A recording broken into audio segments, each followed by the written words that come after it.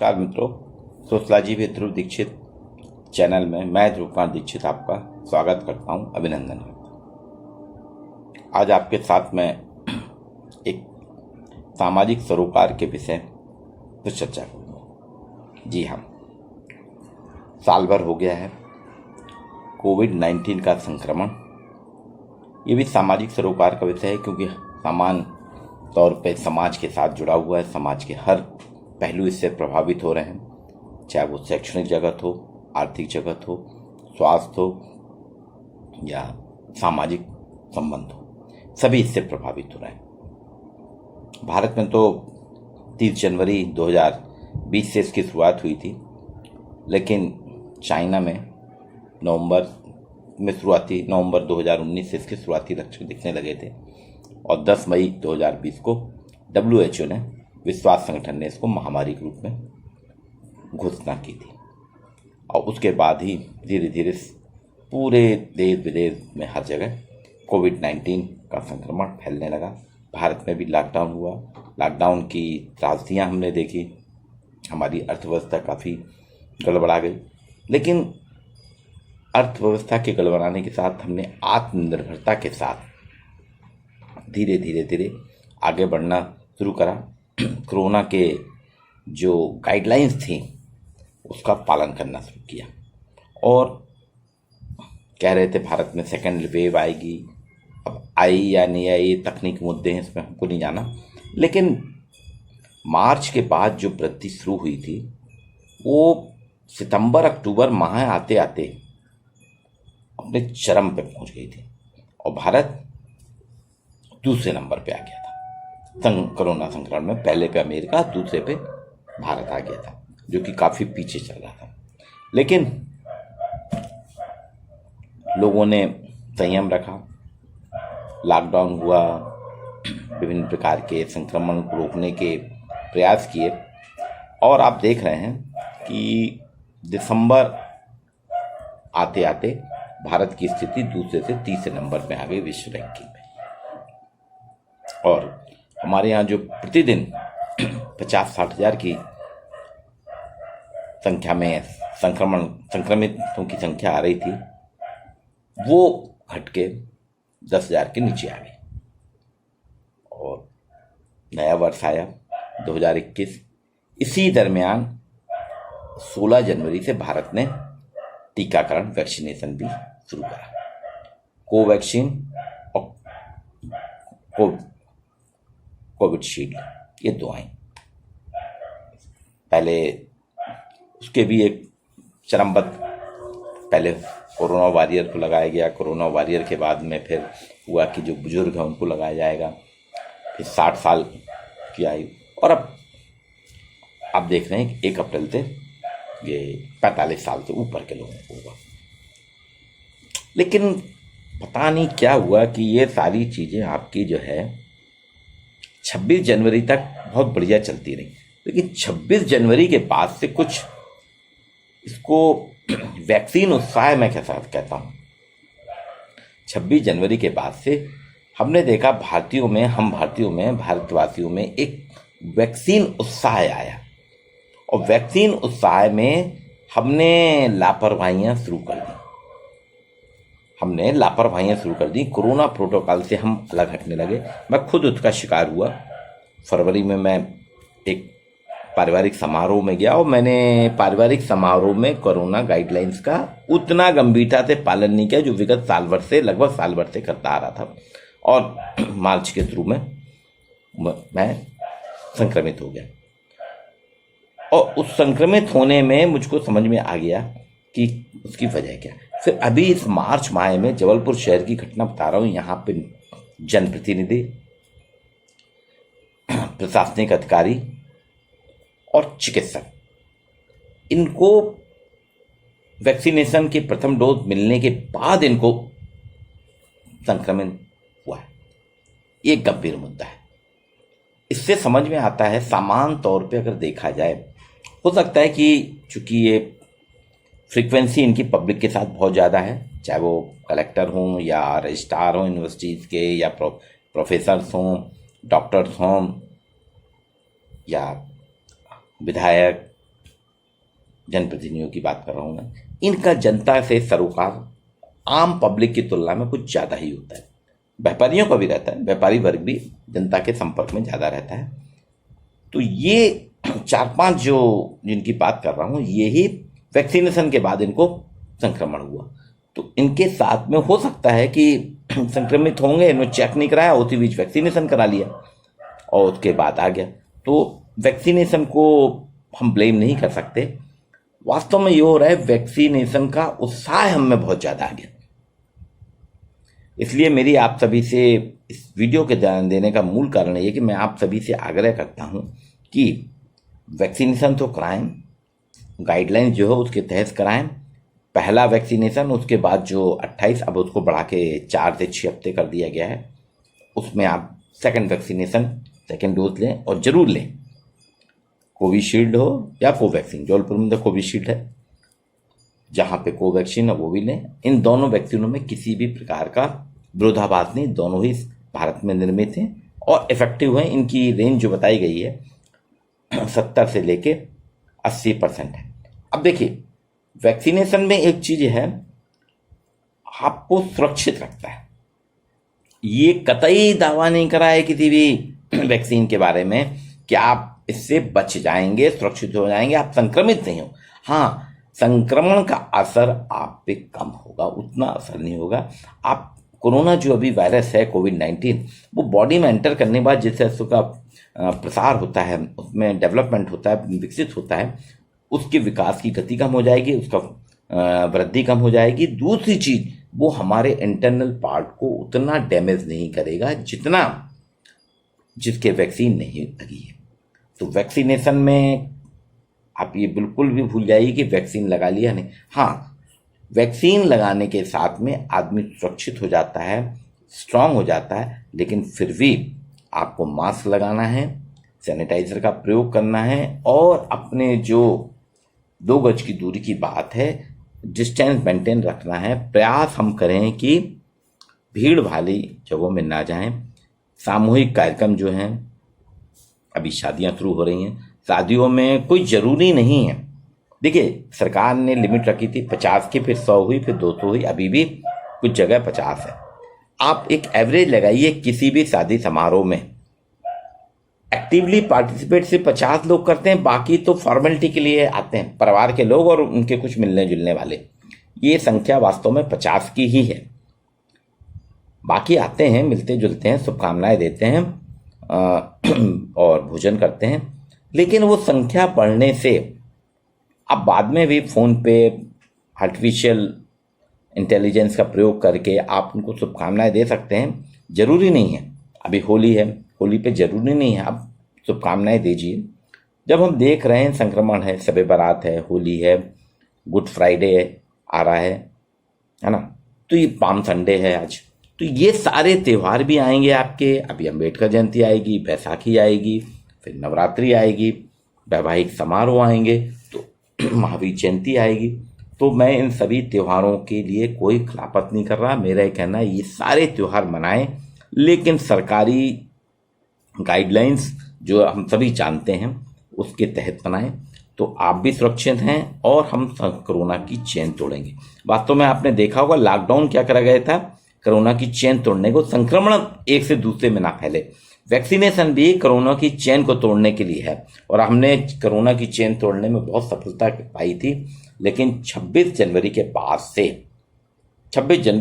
से ही सने सने बढ़ना शुरू हुआ और अब 50-50, 60-60 हज़ार निकल रहे हैं। बॉम्बे में भी 6-6 हज़ार निकल रहे हैं। अभी नागपुर में 2 दिन पहले 4,500 केस निकले, इंदौर में 900 निकले, भोपाल में 450 निकले, जबलपुर में तो जबलपुर में हालांकि अन्य शहरों की तुलना में लेकिन कम नहीं है, खतरा है।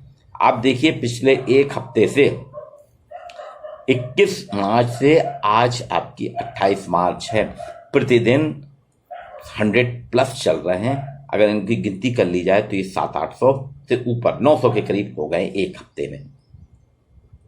जबकि इसके पहले जनवरी माह में स्थिति आ गई थी जबलपुर जैसे शहर में प्रतिदिन 2, 4, 5 मतलब अंडर 10 के नीचे संख्या थी और आज वो 100 के ऊपर हो गई।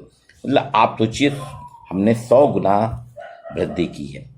इसलिए आपसे गुजारिश है कि वैक्सीनेशन करवाएं, वैक्सीनेशन आपको रोकेगा, संक्रमण को रोकने में सहायक होगा। मास्क और सैनिटाइजर का प्रयोग करें, तभी हम सुरक्षित हैं। हम इसलिए कहा भी गया है, मेरा मास्क मेरी सुरक्षा।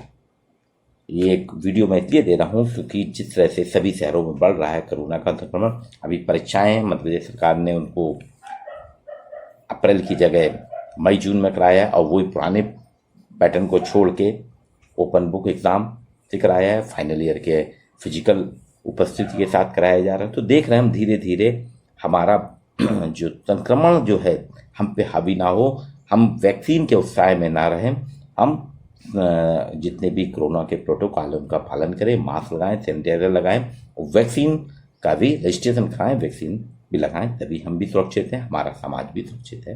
जय हिंद, जय भारत।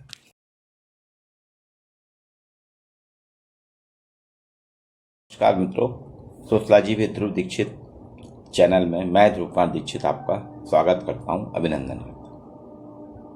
आज आपके साथ मैं एक सामाजिक सरोकार के विषय पर चर्चा करूंगा। जी हाँ, साल भर हो गया है कोविड-19 का संक्रमण।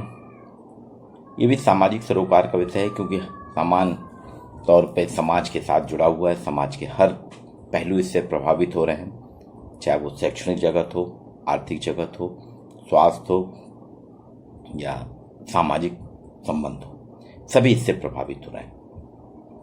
भारत में तो 30 जनवरी 2020 से इसकी शुरुआत हुई थी, लेकिन चाइना में नवंबर 2019 से इसके शुरुआती लक्षण दिखने लगे थे और 10 मई 2020 को WHO ने, विश्व संगठन ने इसको महामारी के रूप में घोषणा की थी और उसके बाद ही धीरे धीरे पूरे देश विदेश में हर जगह कोविड-19 का संक्रमण फैलने लगा। भारत में भी लॉकडाउन हुआ। लॉकडाउन की त्रासदियाँ हमने देखी, हमारी अर्थव्यवस्था काफ़ी गड़बड़ा गई, लेकिन अर्थव्यवस्था के गड़बड़ाने के साथ हमने आत्मनिर्भरता के साथ धीरे धीरे आगे बढ़ना शुरू करा। कोरोना के जो गाइडलाइंस थी उसका पालन करना शुरू किया और कह रहे थे भारत में सेकेंड वेव आएगी। अब आई या नहीं आई, तकनीक मुद्दे हैं, इसमें हमको नहीं जाना, लेकिन मार्च के बाद जो वृद्धि शुरू हुई थी वो सितंबर अक्टूबर माह आते आते अपने चरम पे पहुंच गई थी और भारत दूसरे नंबर पे आ गया था कोरोना संक्रमण में। पहले पे अमेरिका, दूसरे पे भारत आ गया था, जो कि काफ़ी पीछे चल रहा था। लेकिन लोगों ने संयम रखा, लॉकडाउन हुआ, विभिन्न प्रकार के संक्रमण को रोकने के प्रयास किए और आप देख रहे हैं कि दिसंबर आते आते भारत की स्थिति दूसरे से तीसरे नंबर पे आ गई विश्व रैंकिंग में। और हमारे यहाँ जो प्रतिदिन 50-60 हजार की संख्या में संक्रमितों की संख्या आ रही थी, वो घट के 10,000 के नीचे आ गई और नया वर्ष आया 2021। इसी दरमियान 16 जनवरी से भारत ने टीकाकरण, वैक्सीनेशन भी शुरू करा। कोवैक्सीन और कोविशील्ड, ये दो आई। पहले उसके भी एक चरमबद्ध, पहले कोरोना वॉरियर को लगाया गया, कोरोना वॉरियर के बाद में फिर हुआ कि जो बुजुर्ग हैं उनको लगाया जाएगा, फिर 60 साल की आयु, और अब आप देख रहे हैं कि 1 अप्रैल से ये 45 साल से ऊपर के लोगों को होगा। लेकिन पता नहीं क्या हुआ कि ये सारी चीज़ें आपकी जो है 26 जनवरी तक बहुत बढ़िया चलती रही, लेकिन 26 जनवरी के बाद से कुछ इसको वैक्सीन उत्साह मैं कैसा कहता हूँ, 26 जनवरी के बाद से हमने देखा हम भारतीयों में, भारतवासियों में एक वैक्सीन उत्साह आया और वैक्सीन उत्साह में हमने लापरवाहियाँ शुरू कर दी। कोरोना प्रोटोकॉल से हम अलग हटने लगे। मैं खुद उसका शिकार हुआ। फरवरी में मैं एक पारिवारिक समारोह में गया और मैंने पारिवारिक समारोह में कोरोना गाइडलाइंस का उतना गंभीरता से पालन नहीं किया जो विगत साल भर से, लगभग साल भर से करता आ रहा था। और मार्च के शुरू में मैं संक्रमित हो गया और उस संक्रमित होने में मुझको समझ में आ गया कि उसकी वजह क्या। फिर अभी इस मार्च माह में जबलपुर शहर की घटना बता रहा हूँ। यहाँ पे जनप्रतिनिधि, प्रशासनिक अधिकारी और चिकित्सक, इनको वैक्सीनेशन के प्रथम डोज मिलने के बाद इनको संक्रमण हुआ है। ये गंभीर मुद्दा है। इससे समझ में आता है, सामान्य तौर पे अगर देखा जाए, हो सकता है कि चूंकि ये फ्रीक्वेंसी इनकी पब्लिक के साथ बहुत ज़्यादा है, चाहे वो कलेक्टर हों या रजिस्ट्रार हों यूनिवर्सिटीज़ के, या प्रोफेसर्स हों, डॉक्टर्स हों, या विधायक, जनप्रतिनिधियों की बात कर रहा हूँ मैं, इनका जनता से सरोकार आम पब्लिक की तुलना में कुछ ज़्यादा ही होता है। व्यापारियों का भी रहता है, व्यापारी वर्ग भी जनता के संपर्क में ज़्यादा रहता है। तो ये 4-5 जो जिनकी बात कर रहा हूँ, यही वैक्सीनेशन के बाद इनको संक्रमण हुआ। तो इनके साथ में हो सकता है कि संक्रमित होंगे, इन्होंने चेक नहीं कराया, उसी बीच वैक्सीनेशन करा लिया और उसके बाद आ गया। तो वैक्सीनेशन को हम ब्लेम नहीं कर सकते। वास्तव में ये हो रहा है, वैक्सीनेशन का उत्साह हम में बहुत ज़्यादा आ गया। इसलिए मेरी आप सभी से इस वीडियो के ध्यान देने का मूल कारण ये कि मैं आप सभी से आग्रह करता हूँ कि वैक्सीनेशन तो कराएं, गाइडलाइंस जो है उसके तहत कराएं।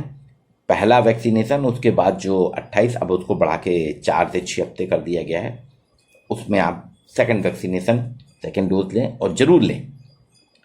कोविशील्ड हो या कोवैक्सीन, जबलपुर में तो कोविशील्ड है, जहाँ पे कोवैक्सीन है वो भी लें। इन दोनों वैक्सीनों में किसी भी प्रकार का विरोधाभास नहीं, दोनों ही भारत में निर्मित हैं और इफेक्टिव हैं। इनकी रेंज जो बताई गई है 70 से लेके 80% है। अब देखिए, वैक्सीनेशन में एक चीज है, आपको सुरक्षित रखता है। ये कतई दावा नहीं करा है किसी भी वैक्सीन के बारे में कि आप इससे बच जाएंगे, सुरक्षित हो जाएंगे, आप संक्रमित नहीं हो। हाँ, संक्रमण का असर आप पे कम होगा, उतना असर नहीं होगा।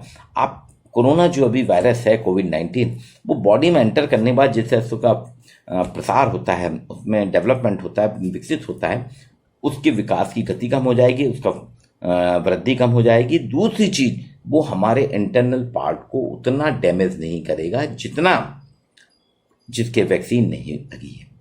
तो वैक्सीनेशन में आप ये बिल्कुल भी भूल जाइए कि वैक्सीन लगा लिया नहीं। हाँ, वैक्सीन लगाने के साथ में आदमी सुरक्षित हो जाता है, स्ट्रांग हो जाता है, लेकिन फिर भी आपको मास्क लगाना है, सैनिटाइजर का प्रयोग करना है और अपने जो 2 गज की दूरी की बात है, डिस्टेंस मेंटेन रखना है। प्रयास हम करें कि भीड़ भारी जगहों में ना जाएं। सामूहिक कार्यक्रम जो हैं, अभी शादियां शुरू हो रही हैं, शादियों में कोई जरूरी नहीं है। देखिए, सरकार ने लिमिट रखी थी 50 की, फिर 100 हुई, फिर 200 हुई, अभी भी कुछ जगह 50 है। आप एक एवरेज लगाइए किसी भी शादी समारोह में। एक्टिवली पार्टिसिपेट सिर्फ 50 लोग करते हैं, बाकी तो फॉर्मेलिटी के लिए आते हैं, परिवार के लोग और उनके कुछ मिलने जुलने वाले। ये संख्या वास्तव में 50 की ही है। बाकी आते हैं, मिलते जुलते हैं, शुभकामनाएं देते हैं और भोजन करते हैं, लेकिन वो संख्या बढ़ने से अब बाद में भी फोन पे आर्टिफिशियल इंटेलिजेंस का प्रयोग करके आप उनको शुभकामनाएं दे सकते हैं। जरूरी नहीं है, अभी होली है, होली पे जरूरी नहीं है आप शुभकामनाएं दीजिए। जब हम देख रहे हैं संक्रमण है, शब बारात है, होली है, गुड फ्राइडे आ रहा है ना, तो ये पाम संडे है आज, तो ये सारे त्यौहार भी आएंगे आपके। अभी अम्बेडकर जयंती आएगी, बैसाखी आएगी, फिर नवरात्रि आएगी, वैवाहिक समारोह आएंगे, तो महावीर जयंती आएगी। तो मैं इन सभी त्योहारों के लिए कोई खिलाफत नहीं कर रहा। मेरा ये कहना है, ये सारे त्यौहार मनाएं, लेकिन सरकारी गाइडलाइंस जो हम सभी जानते हैं उसके तहत बनाएं, तो आप भी सुरक्षित हैं और हम कोरोना की चेन तोड़ेंगे। वास्तव में आपने देखा होगा, लॉकडाउन क्या करा गया था, कोरोना की चेन तोड़ने को, संक्रमण एक से दूसरे में ना फैले। वैक्सीनेशन भी कोरोना की चेन को तोड़ने के लिए है और हमने कोरोना की चेन तोड़ने में बहुत सफलता पाई थी। लेकिन 26 जनवरी के बाद से 26 जनवरी के बाद से ही सने सने बढ़ना शुरू हुआ और अब 50-50, 60-60 हज़ार निकल रहे हैं। बॉम्बे में भी 6-6 हज़ार निकल रहे हैं। अभी नागपुर में 2 दिन पहले 4,500 केस निकले, इंदौर में 900 निकले, भोपाल में 450 निकले, जबलपुर में तो जबलपुर में हालांकि अन्य शहरों की तुलना में कल लेकिन कम नहीं है, खतरा है। आप देखिए पिछले एक हफ्ते से 21 मार्च से आज आपकी 28 मार्च है, प्रतिदिन 100+ चल रहे हैं। अगर इनकी गिनती कर ली जाए तो ये 700-800 से ऊपर 900 के करीब हो गए एक हफ्ते में। जबकि इसके पहले जनवरी माह में स्थिति आ गई थी जबलपुर जैसे शहर में प्रतिदिन 2, 4, 5 मतलब अंडर 10 के नीचे संख्या थी और आज वो 100 के ऊपर हो गई। मतलब आप सोचिए हमने 100 गुना वृद्धि की है। इसलिए आपसे गुजारिश है कि वैक्सीनेशन करवाएं। वैक्सीनेशन आपको रोकेगा, संक्रमण को रोकने में सहायक होगा। मास्क और सैनिटाइजर का प्रयोग करें, तभी हम सुरक्षित हैं। हम इसलिए कहा भी गया है, मेरा मास्क मेरी सुरक्षा। ये एक वीडियो मैं इसलिए दे रहा हूँ क्योंकि जिस तरह से सभी शहरों में बढ़ रहा है कोरोना का संक्रमण। अभी परीक्षाएं मध्य प्रदेश सरकार ने उनको अप्रैल की जगह मई जून में कराया है और वही पुराने पैटर्न को छोड़ के ओपन बुक एग्ज़ाम से कराया है। फाइनल ईयर के फिजिकल उपस्थिति के साथ कराया जा रहा है। तो देख रहे हैं हम धीरे धीरे हमारा जो संक्रमण जो है हम पे हावी ना हो, हम वैक्सीन के उत्साह में ना रहें, हम जितने भी कोरोना के प्रोटोकॉल है उनका पालन करें, मास्क लगाएं, सैनिटाइजर लगाएं, वैक्सीन का भी रजिस्ट्रेशन कराएं, वैक्सीन भी लगाएं, तभी हम भी सुरक्षित हैं, हमारा समाज भी सुरक्षित है। जय हिंद, जय भारत।